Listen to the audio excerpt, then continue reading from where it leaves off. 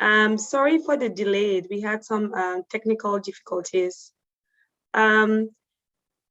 We are so thrilled to have you here and welcome to our panel on the fight for global internet freedom, tactic and strategy across border.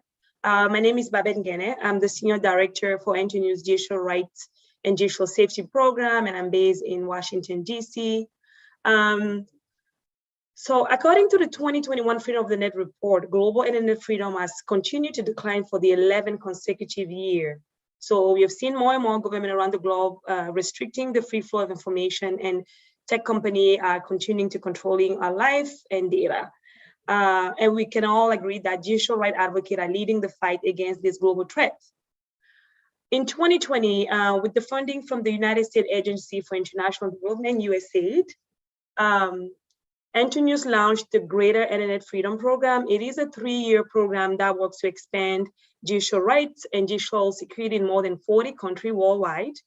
The consortium has 8 regional partners, 4 international civil society organizations, and more than 40 in-country partners working to protect digital rights and mitigate digital risk. The GIFT project enhanced the digital security and digital rights engagement of students, academics, lawyers, human rights defenders, LGBTQI community, and marginalized and vulnerable groups. My fellow panelists today are all members of the GIFT Consortium. And with that, let me introduce you to our wonderful panelists. I will start with Maria Ristic. Maria Ristic is the Regional Director for the Balkan Investigative Reporting Network, BURN. Maria is an award-winning investigative journalist and regional director of Balkan Investigative Reporting Network, an alliance of non-governmental organizations promoting freedom of speech, human rights, and democratic value in Southeast and Central Europe. She's in charge of editorial training, operation, and development aspect of the BURN network. We also have, not sure if she's joined yet, but another panelist who's going to join us later. But let me introduce the one that I have here first. I'm sorry about that. Juan Carlos. Juan Carlos is from Derecho Digitales. Juan Carlos is the co-director of, sorry, I think my note got messed up here a little bit. Sorry. Juan Carlos is a co-executive director at Derecho Digitales, where he previously served as a research and public policy director. He has experience as analyst, instructor, and researcher on issues related to data privacy, surveillance, freedom of expression, and access to knowledge in the digital environment. Juan Carlos has a law degree from the University of Chile and a master's degree from the University of California, Berkeley. And my other panelist today is Zach Lamble. He's the senior legal advisor at ICNL. Zach is an experienced lawyer on freedom of expression. He's a senior legal advisor and lead ICNL global programming on freedom of expression, including the emergence of new technology and civic space. In addition to his work promoting the freedom of expression, Mr. Lamble oversees several projects in Southeast Asia as part of ICNL Asia program team. Let me just check if Vida is here. I don't know if she was able to join. Otherwise, I would just ask our panelists to just like, let me see, I can't really, I don't think Vida is here yet. Yeah, sorry, I'm here. Because I saw Farhan, I'm sorry, you were able to make it. Yeah, I just used the link from of my colleagues, so sorry, it writes that I'm Farhan, but I'm Vita. Yes, I'm very happy to join you. I'm so glad. You were so glad you were able to make it, Vida. And so let me just quickly introduce you because I was just doing intro for the rest of the panelists. And then I will call the panelists again. And I just want everyone to just like raise their hand because I know that I just went through your intro without actually, to make sure that our audience know who is who. So Vida obviously had said a few words, so we know who she is. Vida is a senior legal counsel at Digital Security Lab in Ukraine. glclu is an NGO that focuses on digital security support for high-risk Ukrainian human rights and media organization and contributing to policy development in the field of digital rights. So Vida, just like raise your hand so the panelists can know who you are. Hi, welcome. Juan Carlos from Derechos, could you just like raise your hand so we know that that's you? Zach and Maria. Great. So with that, I think I have all my panelists. So I have this one question for the entire group that I want to ask, and I don't have a specific order. So whoever want to go first can go first. So the first general question that I have for the group is this one. So, and again, Zach, I know that you don't necessarily cover a region, so you can talk about this based on your experience in the region that you are covering. So what are the biggest digital rights and security challenge that you have seen facing your region at this moment? You know, it could be anything that you want to highlight, but we want to hear from you about, you know, what do you consider the biggest digital right and security challenge at the moment facing your region? So I don't have a particular order. Whoever wants to go first can go first.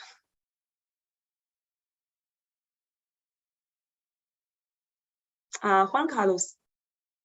Yes, thank you, Babette, and thank you for the invitation to participate in this panel. I work at Derechos Digitales. We are an NGO working on everything related to human rights and technology, digital technologies for the Latin American region. I'll try to go a bit slower and try not to hurry up with my response. What we see in our region is a series of threats that are directed towards fundamental rights through different means. And this includes threats to our digital rights in the sense of growing interest in acquiring and using surveillance technologies that are directed towards the population. This, however, can also be separated into different forms of surveillance that include surveillance through facial recognition systems on the street, all the way to communication surveillance carried on by state actors, and oftentimes not even in a transparent manner or carried out through the regular state actors that are in charge of investigation or intelligence collection. This also ties into what some of our biggest threats on the digital security side are, which are the threats that human rights defenders, activists, and journalists face on a daily basis. That is to say that we have threats that are directed towards them through the use of digital technologies, and especially those that are tied to their online communications, by the use of malware, by the use of attacks in their ways of communication, as well as by attacks on their means of communicating to others, of publicly informing the public or publicly disseminating the information that they produce. So from that perspective, what we see are a joint amount of threats that threaten them with making their communications less secure in order to prosecute them or persecute them from a political standpoint, and also threats to their way of communicating publicly. That is to say, the threats to their capacity to produce any kinds of impact in a political sphere in all sorts of ways. The project, from the perspective of Derechos Digitales, tries to attack those kinds of threats from a perspective of what each country needs at the ground level, and trying to also tie all of this together into a coherent defense of human rights in the whole region.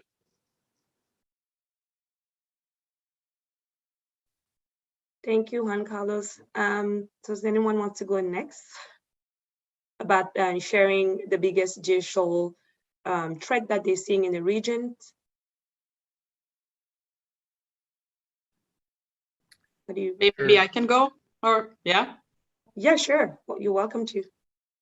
Yeah. So as for the region of the Western Balkans, I think situation quite dramatically changed during COVID. So the violations that happened online and the internet freedoms before COVID and now are completely other story. And I think COVID actually, as it much provided us, or the internet provided us through COVID, a lot of social interaction, it also increased the violations. So most of the countries in the Western Balkans are actually semi-authoritarian regimes. So the pressure on free speech was anyway quite big in the offline world. So in the online world, it's much easier to actually pressure people and have hate speech and discrimination simply because it's not regulated. And there are no regulations on the state level to actually regulate either freedom of speech or different legislation when it comes to content production, content removal, and in general, content manipulation. The other problem that was obviously quite increased during COVID is data breaches. So breaches of personal data, especially in relation to the health. So a lot of states and a lot of bodies were building apps, systems, etc., to collect data from the citizens. And we had a lot of leaks in the previous period, and unfortunately no accountability from institutions when it comes to data leaks. Then also Juan mentioned that we also have an issue of surveillance and a lot of issues with the facial recognition cameras, especially in Serbia, and the use of facial recognition cameras by the police, which already had a poor track record in human rights. And then the fourth issue was obviously a rise of fake news and fake accounts. And then response of the states in many cases was quite draconic, and people were even arrested if they would post a fake news. So in a way, citizens were, I would say, the main victims of the digital rights violation in the region of Southeast Europe. Thank you so much, Maria. Vida or Zach? I can follow up because many of the challenges that are faced by my colleagues in their respective regions are actually the challenges also for Eastern Europe. Of course, COVID has made a lot of implications on the personal data protection, and especially taken into account that the data protection legislation in the countries in our region has not been strengthened and is not at the same level as the, for example, GDPR in the European Union. So we do have weak rules for data protection, and it also definitely implicated the protection of these rights in the COVID times. But also many countries in our region are the countries in conflict and often find themselves in this stressful situation. So we have the armed conflict on the east of Ukraine and the occupation of the part of Ukrainian territory, the Crimean Peninsula.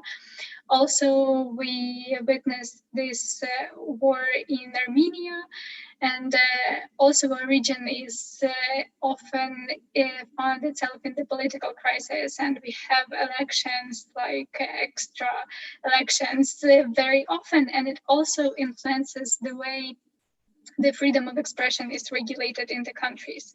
And these conflict situations lead to the government to initiate different draft laws or other legal initiatives aimed to restrict freedom of expression online under the veil of protecting from disinformation or from protecting from propaganda.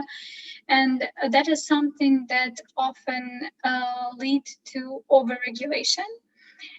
That is why, fortunately, there were no such initiatives have been actually implemented in our countries. There are just the initiatives, but it still means that a lot depends on the civil society, and we need to build coalitions, and we need to join our forces to oppose these initiatives and kind of put a lot of efforts to keep the situation let's say, at the level that it is now.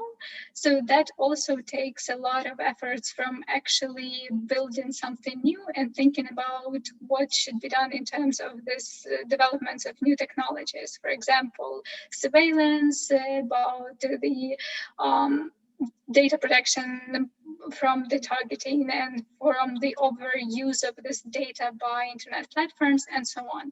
So this is if to be briefly on the digital rights side, but also we see a lot of attacks on digital security, but I think that we can just follow up with that a bit later. Thanks so much. Zach? Thanks, Babette, and thanks, CPESA, for inviting ICNL and the rest of the Greater Internet Freedoms partners to this wonderful event and panel. I just want to echo what my panelists said regarding the rise of disinformation and the overhanded or heavy-handed response from governments, which end up restricting the freedom of expression, as well as the lack of response from social media companies whose algorithms and business models drive the spread and amplification of disinformation. Since the COVID pandemic began, ICNL has tracked new laws and legislation affecting both freedom of expression and the right to privacy. Since the pandemic began, 58 states have passed new laws or regulations that affect freedom of expression, and 61 have passed laws or regulations that affect the right to privacy. The pandemic has been exploited by governments around the world to overutilize emergency powers in a way that restricts the ability of people to exercise fundamental freedoms. The two other biggest challenges that I think face the world today in terms of digital rights are access and state control over the backbone of the internet. In terms of access, we think of connectivity, making sure that people are able to connect to the internet regardless of where they live. That access needs to be affordable, and governments need to refrain from shutting down the internet, which we've seen an uptick of over the past few years. The second part of access is safety. People need to be able to use the internet in a safe manner, free from cyberbullying and other types of harassment, especially those for marginalized communities.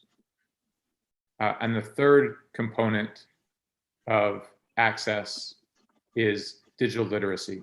There is a great divide between those who are able to use the internet and new digital technologies and those who are not. There needs to be more investment in literacy to make sure that everyone can access the internet.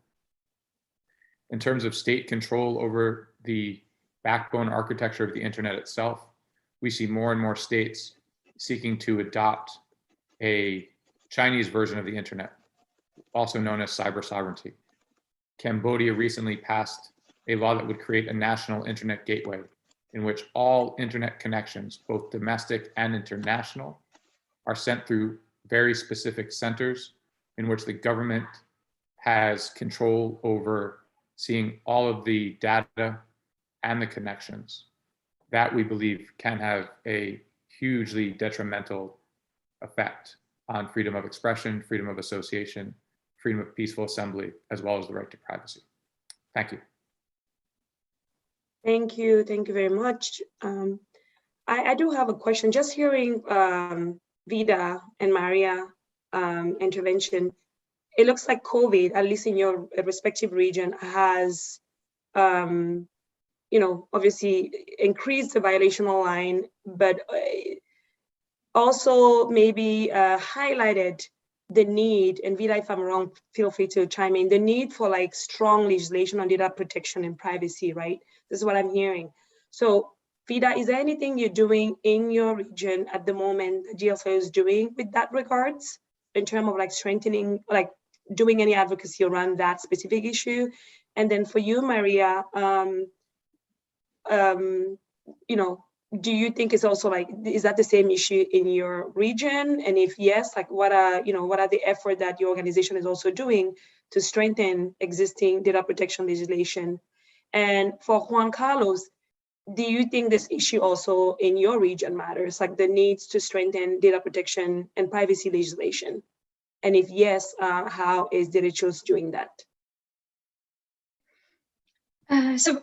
I can start basically from the very beginning when we started to face in these COVID-19 restrictions in our country. So the Ministry of Digital Transformation in Ukraine, they launched this app to control the self-isolation of the people who were infected with COVID-19. And the problem was that the terms and conditions of this app were absolutely non-transparent. So we couldn't understand what kind of data will be retained by this app and how it will be used, how it will be processed by other, like by state bodies, because they wanted to transfer this information not only to the medical establishments, but also like to police, so that they can react if there were a violation of the use of this app. And from the very beginning, when it was launched, we provided recommendations on how these terms and conditions should be improved to make it more in line with the requirements of transparency of data processing. And also, at this point in Ukraine, we have a draft law, a new version of the law on data protection, which brings the national legislation in line with the GDPR. And actually, our organization is now developing amendments to this draft legislation to make it more user-friendly, like say, providing even more guarantees for the protection of personal data, especially sensitive personal data, because there are no clear rules on that. For example, at the beginning of the pandemic, the Parliament of Ukraine, they adopted the law that give like a general requirement for any state authority or any actually controller to process the personal data without consent, if it's related to the anti-COVID actions. So it's very broad definition, like no guarantees of who can and what kind of data they can work with. So this is something that we want to change with this amendments and this new legislation on data protection. And I hope that by the end of this year, we at least will be able to adopt this law in the first reading to have a more stringent rules. Thank you so much, Vida, for your effort in promoting data protection, this strong data protection legislation in your region. Maria, do you want to go next in terms of like what you're doing?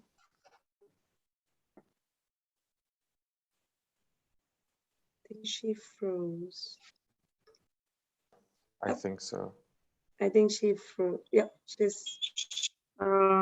Yes, I think it's my internet. It's okay. Maybe do you hear me now? We can hear you. We can hear you really well. Maybe you can stop the video if that's going to help. Yeah. Yep. Is that better now? Yes. Yeah. Sorry. Really following up on the issues in Ukraine, it's similar in the Balkans. When COVID started, all the countries introduced this kind of emergency legislation. And this emergency legislation actually enabled them to, in a way, legally control the online sphere as well. And that was a problem from the legal perspective, because you couldn't find any of that in court, because courts would stand on the sides of state and arguing it's a health emergency, and then everything excessive when it comes to spreading disinformation, etc., and data protection is allowed. So that was definitely a challenge for everyone working in this field, how to fight it. What we did is that we formed a wide coalition of different organizations working in this area. So we gathered lawyers, journalists, academia, civil society groups, and then wrote different complaints, letters, etc., to demand that some of the legislation can be abolished. So in case, for example, of Serbia, we had quite a big success when it comes to the new legislation on the police and how they use data they gathered from the surveillance. So at the end, the police decided to drop the new law and legislation that regulates the surveillance data and in some cases, for example, we did a lot of litigation, especially when journalists and media workers were arrested. So these cases process, but it's also something that is really new for everyone, and that's why it also takes a lot of time because a lot of the things that were happening during COVID were actually for the first time. We didn't even know how the states will respond. We didn't know how the civil society responds. So in a way, this is, I think, for all of us, we need to understand that it's a long process and it's something that takes really a long time, from the basic case law to the more simple things as advocacy and monitoring. Thanks so much, Maria. Juan Carlos, do you want to talk about the effort that the Retro Digitalis is leading in that regards? Or Yes, I really want to echo some of the things that my fellow panelists have mentioned with regards to the pandemic and what that has meant in priorities for public policy. Mostly because of something that Zach mentioned in passing that I think is extremely important for this, which is because we had governments enacting some movement restriction measures and confinements and lockdowns, we saw also that access to the internet became a paramount issue. However, that did not necessarily mean a lot of effort from public policy to enhance the conditions for access to the internet, instead prioritizing the services themselves for people who had already that access. But in that regard, even then, by promoting the provision of services, we saw that there was not necessarily a concern on the protection of the personal information of the people who would be using those services. I mean to say that even though more state-controlled services and even private-owned services would be moving to the internet, they would not be doing so in a way that would be respectful of their fundamental rights or that would be careful with the information that they collected. This also meant the use of increased surveillance through sometimes the use of technology on the streets, but also through the use of mobile applications in most of the countries in the region that collected personal information from the population, from people who installed those apps, and that in their own terms and services of service and their own conditions for service in their own privacy policies did not necessarily include sufficient safeguards for personal data. And this also builds upon our mostly insufficient data protection laws in many of the countries, or the non-existent ones in several of the countries in the region. So that opened up a very important paradox, which is that we came into a moment in time when more information would be processed through the internet and through mobile applications, even by the states. And at the same time, protecting that information was not necessarily the priority. It became more important to protect it, but it did not become the most important priority for states. And even though many of those states have, throughout the last decade, tried to update their legislation and try to enact new data protection laws, that hasn't necessarily been in a way that has enhanced in practice data protection rights for the population. However, we still have good news on that front. Some of the countries in the region have enacted laws that are relatively good laws in several countries in the region, including some of those that are included in the GIFT project, in the Greater Internet Freedom Project, such as Brazil and Ecuador. But in that context, even then, the work of other organizations has become very important to promote those laws. It's important to promote data protection laws in this context, but it's not only the context that motivates it. For organizations like Derechos Digitales, for instance, and many of our colleagues in the region, and many of our fellow organizations too, this is something that transcends the situations of emergency, that in many ways shield the actions of the state that are less than careful with personal information.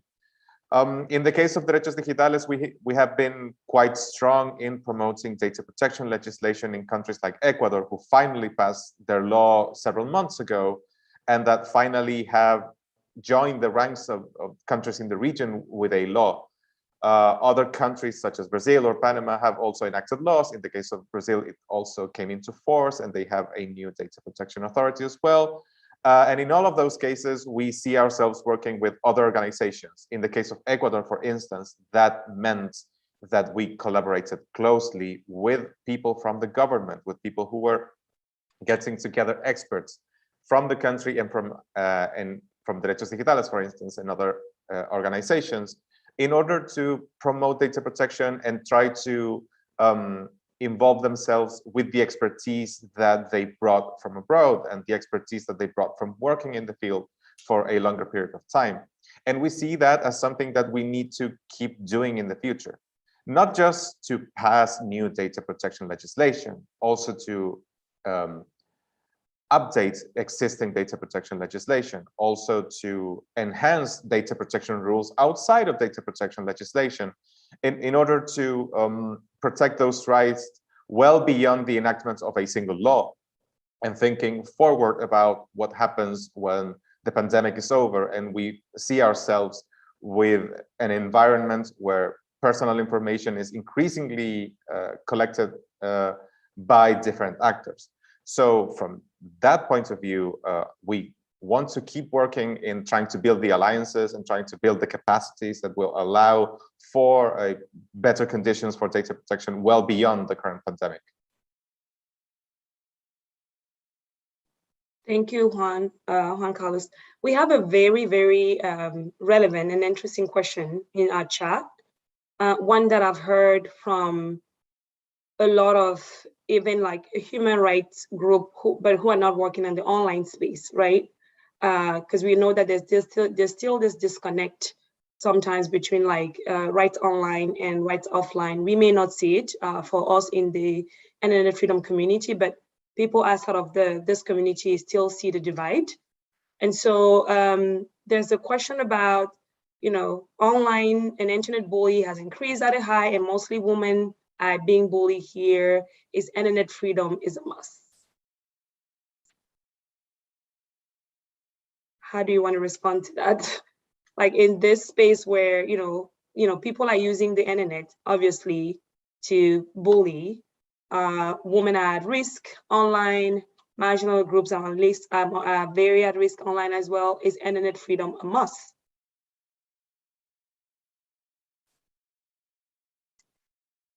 We can, you know, Zach, you can respond from a legal standpoint, like, and this is a challenge with sometimes I think the internet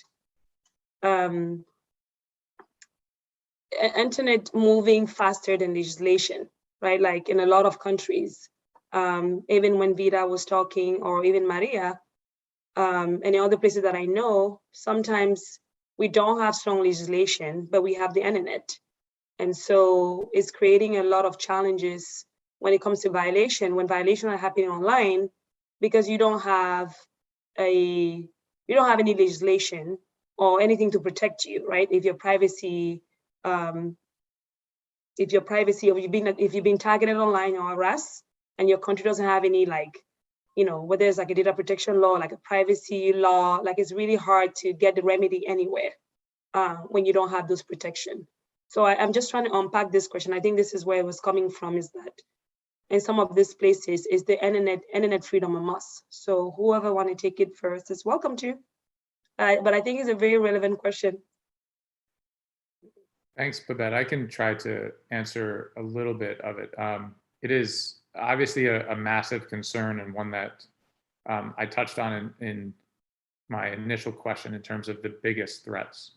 You know, but I think the broader point is the one, Babette, that you brought up, that the way that, or the way that digital technology and new technologies are advancing is much faster than regulations can keep up. And I think what we have in place then is a reaction by governments then to try to pass sweeping legislation that I would argue most of the time does more harm than good. And that's not because it's necessarily intended to do so, but it's because the laws are drafted in such broad and vague terms that authorities have wide discretion on when and how to use that law. And what we've seen from ICNL's side is that the people that the law was designed to protect are actually the ones who feel the brunt of the law. So, you know, one of the, I think when we first started looking at the rise of hate speech and harassment online, especially against women, youth, and other marginalized communities, was the report of the former UN Special Rapporteur on the rights to freedom of expression and opinion, Mr. Frank LaRue. He issued a report, I believe in 2013, on hate speech on the internet. And the overarching observation he made was that there are a number of non-legal remedies that states should pursue, which will enable them to limit the spread of hate speech and harassment online, while also protecting and promoting the freedom of expression. If there are questions, I can look into exactly what those sort of 6 points are. But a lot of it has to do with education and other social programs that governments can undertake as opposed to resorting to laws. The second thing I would say is that these aren't new issues necessarily. Harassment and bullying have unfortunately been parts of societies and cultures for generations. The way in which that type of harmful speech is now spread is different, but the underlying issue remains the same. And therefore, we believe, and we've seen that in fact, many countries do have laws that can deal with these issues. I'm going to ignore the rule of law questions about judicial independence and things, but there are a number of laws that can deal with speech that is online. There probably does need to be some additional training and support so that authorities know how some of these laws can be used in the online context. For example, every country has tort law with either the intentional infliction of emotional distress or something similar. We've seen that be used by victims of harassment and disinformation campaigns to be awarded massive amounts of judgments and damages against the individuals and the groups that have started those disinformation and harassment campaigns against those individuals. So there are a number of laws, I do believe, in many countries that can be better utilized to help try and restrict harassment and other harmful speech. And the final point I would add is that more needs to be done in terms of social media. Again, the way in which their business model functions is to promote content that gets the most engagement, regardless of authenticity. And so regulation of social media, but in a narrowly tailored and specific way, needs to be looked at. And I say narrowly tailored and specific because social media, despite all of its faults or issues, does allow individuals to seek and receive and impart information. And those are three fundamental pillars of the freedom of expression. And so we need to also be able to ensure that those spaces do exist on the internet. So to circle back, is internet freedom necessary? Absolutely, I would say. There's no such thing as, life is a combination of digital and offline these days. And without internet freedom, at least 50% of one's life is going to be much, much more difficult, if not a greater percentage. So yes, internet freedom is a must, but there are ways that we can promote and protect internet freedom while also addressing the very serious issues of harassment, bullying, and other types of disinformation. Thanks. Thank you so much, Zach, for the thorough answer. Does anyone else wants to chime in, or we can? I just want to add, because Zach actually provided a very comprehensive legal analysis of this problem, but I also wanted to say that we shouldn't overlook the law enforcement side of this, because you can have the legislation that would work perfectly in theory, but you really need to work with law enforcement bodies in order to help them understand how can they actually prevent or stop those violations. And it's something that we see in Ukraine, because in Ukraine we have legislation that actually enables the victims of such kind of cyberbullying to address these violations to police, for example. But there are no methodology of how they should investigate these cases, how they should bring them in court, because it's not just the case. I mean, yes, there are cases when these are like just offensive comments online from people you know, but sometimes if we talk about investigative journalists, of someone who works on some very sensitive topics, investigations, they can have harassment, which is more than just offensive comments online. This is something that actually aimed to make them stop doing what they do. And this is more serious, and these cases should be investigated. And here you need to support with your expertise, with your understanding of these legal principles, the law enforcement, so they can actually bring these cases to court, to justice. Can I add Carlos, a few things? yeah, I saw you nodding there. Go next. Yeah, because I wanted to make a point similar to Vita's, in the sense that, as Zach said, the law is one thing for a much broader societal problem that has historic roots and that keeps manifesting usually, or several problems indeed. But in the case of the immediate response to situation of risk, we tend to think that the state agents might help us and that we can search for help in the police and prosecuting bodies that will investigate. In some cases, even though we might reach a point where the laws might be useful for that in text, in writing, it's not necessarily the case that that is enough when we have state agents that are not sufficiently qualified or do not have enough sensitivity to what some of these issues mean. From the Latin American perspective, we have seen countless stories of people who go to the police because they are receiving threats, or because their social media accounts have been hijacked, or that they've been hacked, for and acts that often can be prosecuted, but that do not receive any positive reaction, or are not welcomed by the police, or they are sent home, or they are received by baffled faces in prosecuting agents' offices, because it's not necessarily something that they are trained to understand. So the larger effort of education that Zach was mentioning, and the larger challenge that we face, well beyond the confines of social media, or well beyond the difference between online and offline, also needs to be tackled very specifically with regards to state agents when they do need to acquire some capacity to deal with these issues as they manifest today, before they keep manifesting. Of course, that oftentimes it is necessary that the laws change. Also that the laws regulating the operation of the state changes.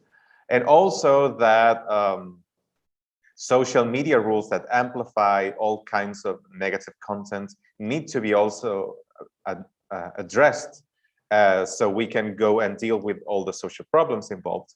But the fast response, the rapid response that we may need from state actors requires a big effort in having those state actors be up to date with what they can do in order to protect the rights of the people, in order to protect the rights of individuals beyond what they must do or that what they think that is their capacity to be doing in some cases of threats. So I think that is a key component in not only trying to be up to date with legislation or with platform policy, but also with regards to how the state reacts when there's a real situation of risk to the rights of individuals. Thank you.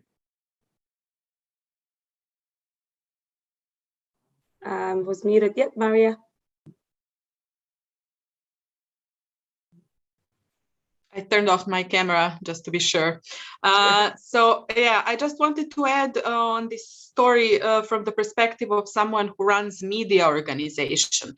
So I think the issue of hate speech has been bothering media for decades, and how to regulate hate speech, both in terms of when we are publishing our content and both in terms of how our audience responds to that. And how we regulated previously, for example, when there were no such a big expansion of social media and other publishers, so to say, is simply to have strong ethical code of conducts and actually regulation and responsibility on how you address hate speech as a publisher, and also if you as a publisher are responsible for what your audience writes. So in that sense, there is absolutely a need for much stronger regulation and self-regulation. So all social media giants, they all have their terms of usage,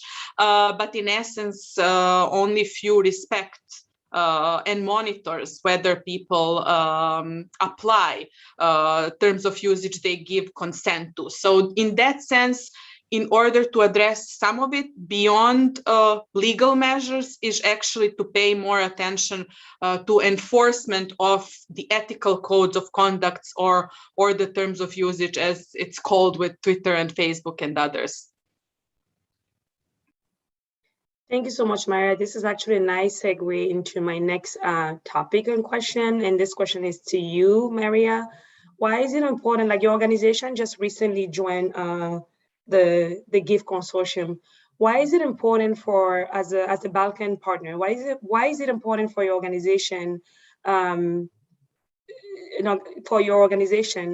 that primarily focus on investigative and press freedom, to join the fight for judicial rights in your region? So first, thank you very much for being our partner, and we really look forward working with you.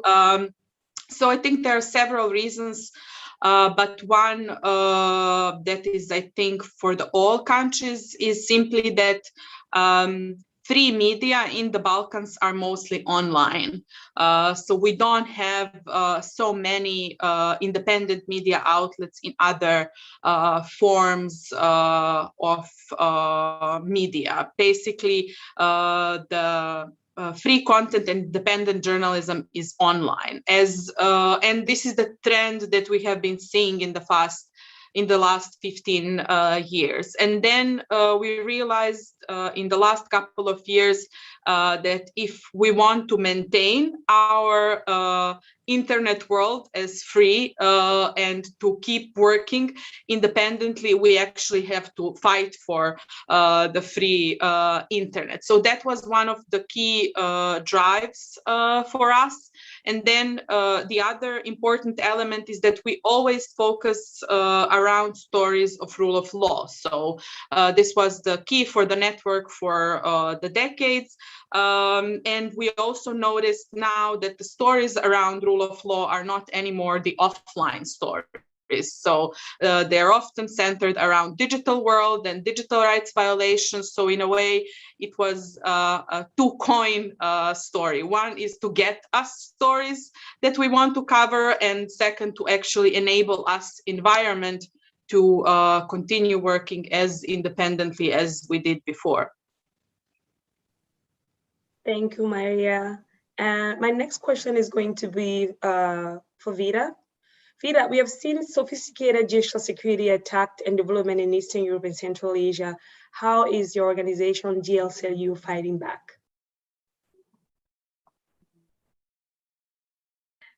This is a very good question, and I would say that there are no one solution to that. And it's a constant struggle because the attacks are getting more and more sophisticated, and you just keep up with what's going on, and you try to also come up with some new solutions on your side.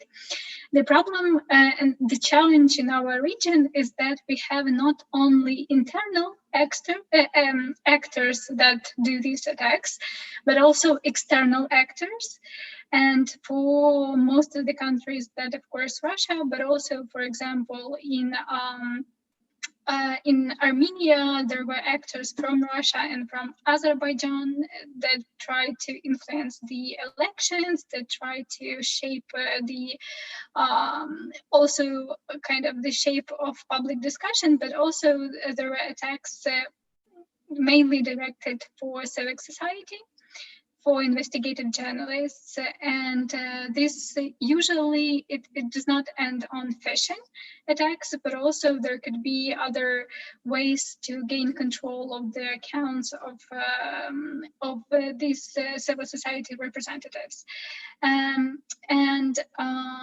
In more authoritarian countries in the region, like in Belarus and Azerbaijan, we also see this very bold digital security attacks, because the authorities, they can just do the device seizure, and it's very difficult to protect all civil society representatives from these kinds of security risks, as well as kind of to ensure that they can be definitely protected in these kinds of environments.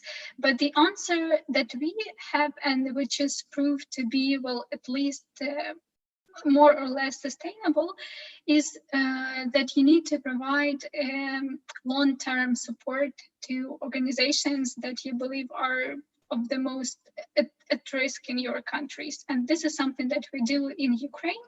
And this is something where under the GIFT program, we try to develop the same approach in the other countries with the digital security experts we engaged in this program there. What does this mean? It means that the general trainings just to say what is digital security and how can you do your two-factor authorization or something like that, they are not very effective in a long-term perspective. And for organizations that we work in Ukraine, for example, we have like 15 organizations, and we provide them support constantly. For example, if they receive some kind of phishing emails or just suspicious emails, they send them to us before they open anything, and we just do the security check if they can open these emails and also the response to it and anything like that. Also, we provide time from time these security audits that include like the audits of all devices that they use, not only the devices that they use in the offices, but also the devices that they use at home, because their work, it doesn't end just when they are in office. They also continue to work on some materials, and they store some sensitive data on their home devices, so they also need to be secured. In Ukraine, we also work with the journalists who actually located in the occupied territories, and there you need to provide them secure, and you need to secure their devices because they can be seized at the border when they will transfer from Ukraine, for example, to the occupied Crimean Peninsula, and you actually need to kind of encrypt information and provide them other means to secure this information from being intercepted and used against them, because those people, they face persecution in case someone will find information that can incriminate them with some kind of I don't know, spying for Ukraine or something like that. So these are very serious issues, but and there are no like one solution to that. But the answer that we find for ourselves is that you really need to be in touch with those groups that you believe are at risk, and kind of see what's the situation and how it's changing. And it's not enough to have just one security training or one security discussion, tell them what they should do. It's something they like, because you always have this human factor, so you need to keep your hand on the pulse and constantly try to check if it's still working. And also, when we talk about working with different organizations, it helps to have an ally within this organization. So it's not just like you as an expert came and say some great stuff and everyone needs to listen to you, but it really helps if there is someone like a digital security champion in this organization who will be with them, who will spend with them time every day and can just also track this kind of important security tips that you have provided, whether they are actually implemented in these organizations. So it's just briefly, I also asked my colleague Vadim to join us, but he couldn't stay till this time. So if you have any other questions or something like that, we will be glad to share our experience. Thank you. No, thank you, Vida, for your thorough answer.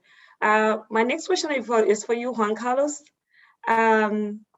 So recently, Derecho Digitales and Maria Paz, the former executive director of Derecho Digitales, received a diploma in recognition of your contribution to data protection development in your country. Can you talk to us about how you're building on that work in your region? Yes, to be precise, Maria Paz received a diploma in Ecuador for the work in that country in promoting their new data protection legislation that I mentioned in a previous intervention. And that basically recognized her role as an expert. I'm a big fan of Maria Paz's. As an expert that not only brought her own experience and her own knowledge of data protection to promote new data protection legislation in Ecuador, a country that did not have a data protection law. And that kind of involvement responded to, I would say, three main ways of interacting in those spaces, and that we try to replicate also in other countries in the region, including those within the Greater Internet Freedom Project. One of them has to do with what we usually do, which is analyze, comment, advocate from our own perspective, from our own offices, from our own networks, and from our own media, and from our own outreach. But the other two are what is most salient as a collaborative work in each country when we try to promote these kinds of things. One of them has to do with the building of sufficient networks within each country, which is a work of identifying which are the actors that are already involved in these discussions in whichever capacity that they may have, however their current work is trying to tackle these things. So you can, in those cases, recognize and also enhance the work that they are already doing in terms of their own advocacy. It also entails the capacity to leverage those networks in order to have a better reach with local authorities and with local legislators and with the people on the ground that are those that interact with advocates in each country. For that, you need, of course, help. You need to build those networks, and you need to reach out to different people that you may encounter in some areas and some events, or that you actively search in order to create those networks. Secondly, and finally to this point, is the building of capacities. We would not consider ourselves experts in legislation of any country that is not that of our own members. The people on the ground are the ones who know not only the rules, but also the context and the norms of each situation, each country, each place. However, at the same time, we recognize that from what we can learn, that local organizations and activists can also learn, and that they can also build capacities to learn about the substantive issues.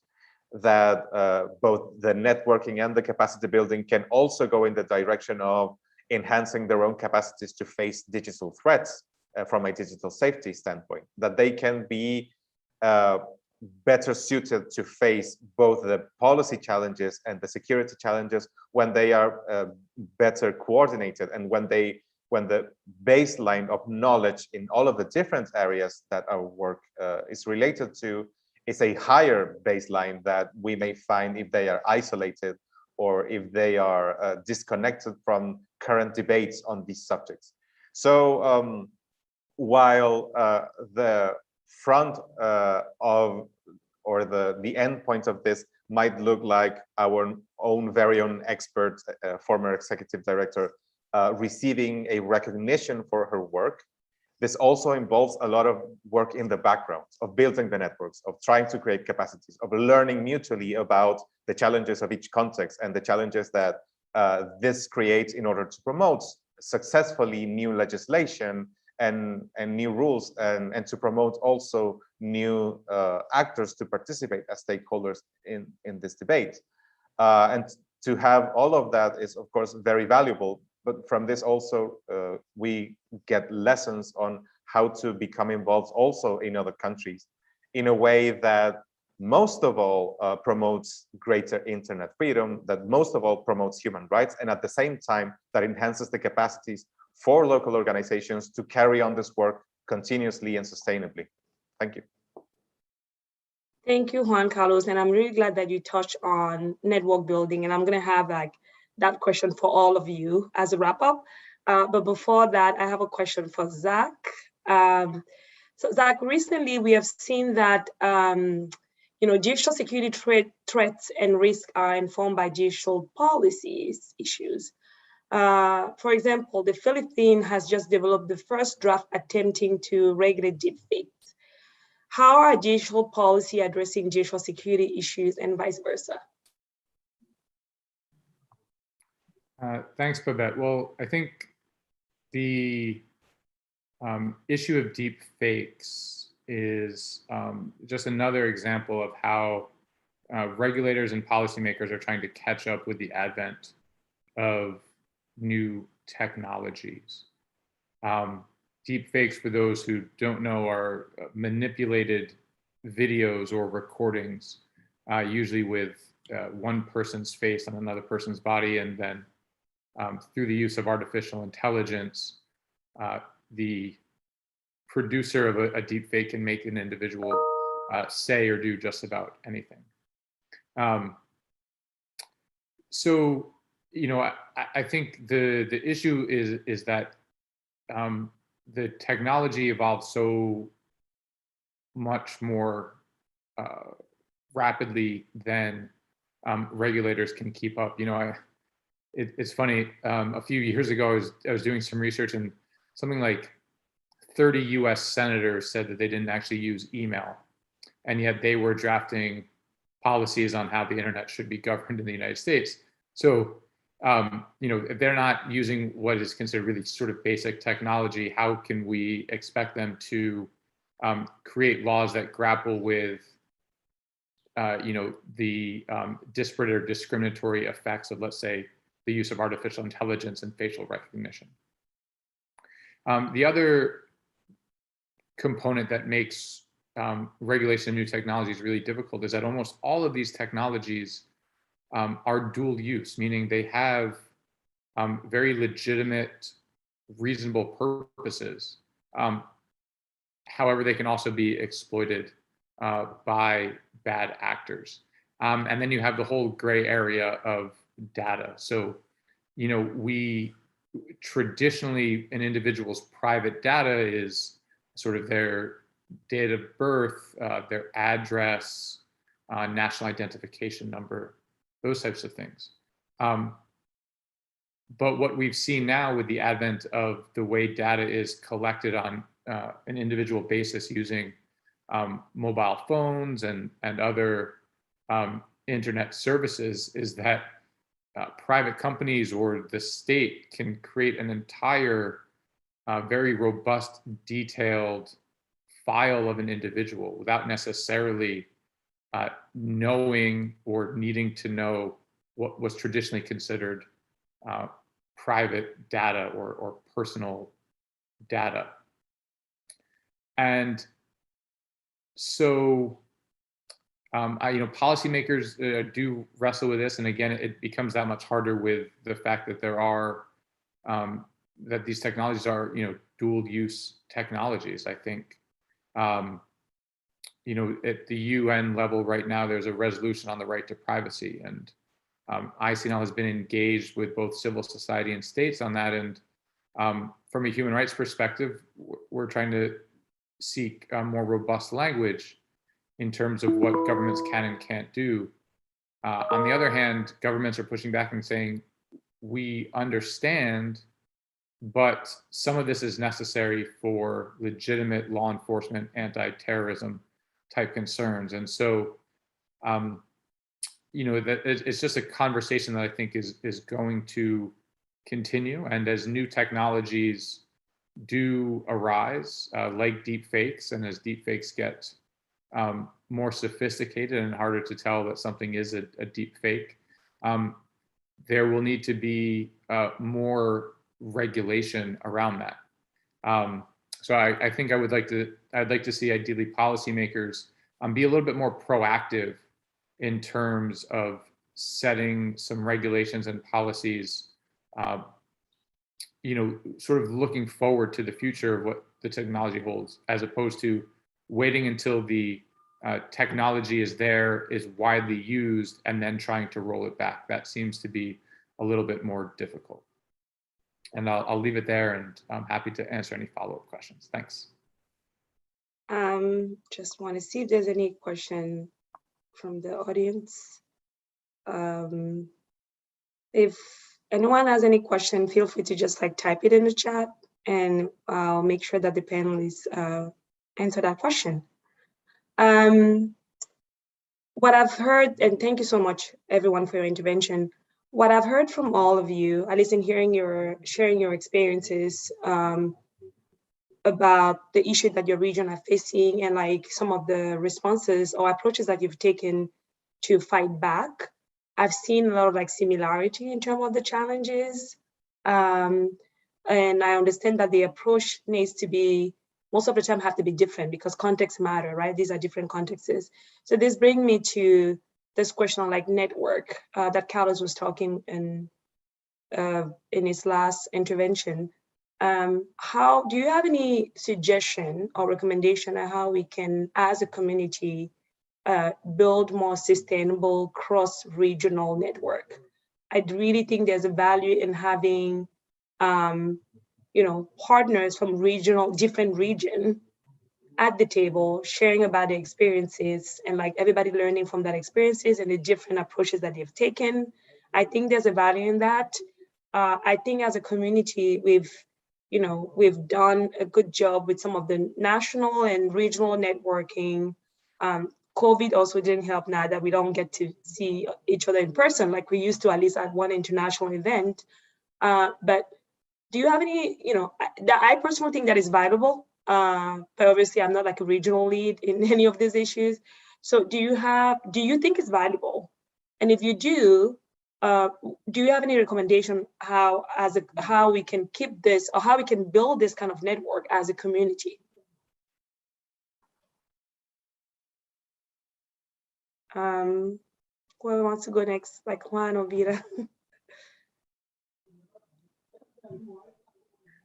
I can quickly jump in with that. I think we at ICNL share your belief that these types of cross-border learning activities are important. And in fact, at ICNL, one of our streams of work is building what we call communities of practice. And so in the digital rights sphere, we have done a number of different, or hosted a number of different workshops where we have brought in civil society actors and other technologists from different regions to speak. But I think the key to maintaining momentum and continuing to build and strengthen these communities is to do it around more specific topics. And so we often talk really in broad issues, like disinformation, which is obviously a massive issue, but to build that community and really understand what works in one country for lessons learned to something that may work in another country. So we need to drill down and identify what more of the topics. There are probably people who are working on a subset of disinformation, like intermediary liability. There's probably another set that is another group of organizations and people working on a different subset of disinformation, like the identification of state-sponsored disinformation campaigns. And so making sure that these communities of practice are more targeted, and obviously people can be members of multiple communities of practice, but having specific narrow topics, I think is a way to help people build those connections and then strengthen them once they're there across regions and across countries. Thanks.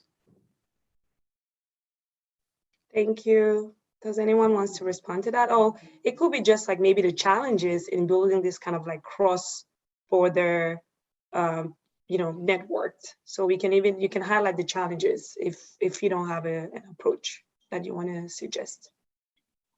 Yeah, if I may, I will just follow up on what Zach just said and also say a little bit about the challenges. So from the perspective of a regional partner in GIF program, so we need to work in a region where we have the first challenge is language. So we have countries that use different languages, which means that as a regional partner or as any international organization that want to engage as many representatives of local communities as possible, you need to find allies in these countries. You need to find these local organizations that can help you to translate your messages into the native languages. It really helps because English language, even though it's very universal and it seems like everyone knows it and you can just try to reach out with English into any country you want, it's not like that actually in practice in many communities, especially if you want to engage local communities that are not from the capital city, or for example, the communities or the activists and experts who work in small cities. You need to speak the same language with these people. That's the first challenge that we see. And it means it's not making this task impossible. It just means that you need to plan those resources that you want to say use for translation and so on. And another point is actually the importance of the dialogue. And when you try to come up with the topics or the issues that you think are the most topical and for the region, you really need to start with listening from the local organizations and the local experts what they believe are the most important issues in their countries. I would just give you a short example, because when we were planning the activities in the region for year 2 of the GIF program, we had this very extensive list of different topics that we can include into our agendas. And even though it seems like some of this topic were more actual for countries in the region, we find out that after we have this questionnaire from our local partners, they all choose different topics they all differently evaluate of what topics are more important to them at this point in their political and social situation. And that is why if you want to engage them, you should first listen to what are the actual needs that they have, what are the issues that are important to them, and then try to build it up from this grassroots initiatives to some regional perspective, not other way around. And then it will be really helpful. It will be also more helpful and useful in building these local capacities, because there are some issues that they want to work on them anyways. And if you really want to support and help them change this situation, you should really build their capacities and understand what are their needs to do this more effectively. Because international projects, they end, and regional partners and international organizations can have another focus and focus on other regions. But you need to still save this local capacity and leave something after these regional activities have ended. So this is our perspective. We are new to this role as a regional partner, but this is something that we have witnessed as a local partner in Ukraine as well, working with different international initiatives. Yeah, and I think maybe Juan Carlos can go next, because I think Rachel's has been, at least if I'm misrepresented, feel free to correct me, but I think one of the leading at least in the region, even before the GIFT project, established themselves as a lead in that region and have been able to rally newer organization to this space. So maybe Juan Carlos, you have anything to share about that experience? But I do believe that's the approach that they've taken. It's like the grassroots and understanding those needs and bringing those at the regional level. Yes, and Vita's experience really connects with a lot of the things that my own organization saw some time ago with its growth from a only Chile-based organization into a regional organization with staff in 7 of the almost 20 countries of the Latin American region. Some of that had to do with language, not in a way of just the language, but like the specific words that countries use that may differ from one to another, even if they speak essentially the same language. And by language also, we can mean all of the context that comes behind that, all of the additional meanings that each political or social or economic reality brings to that language. Because that's just a starting point to starting to understand what each concept means. But Vita's experience also says a lot about the challenge of arriving to somebody else's country and coming up and arriving as an expert in any kind of field. One of the biggest challenges that we have is the process of trying to build capacities without having us present ourselves as the ultimate word in each fields of expertise, because we know that local expertise is what we try to promote, and because there are contextual factors that we will never finish understanding, that it's a process that never really ends.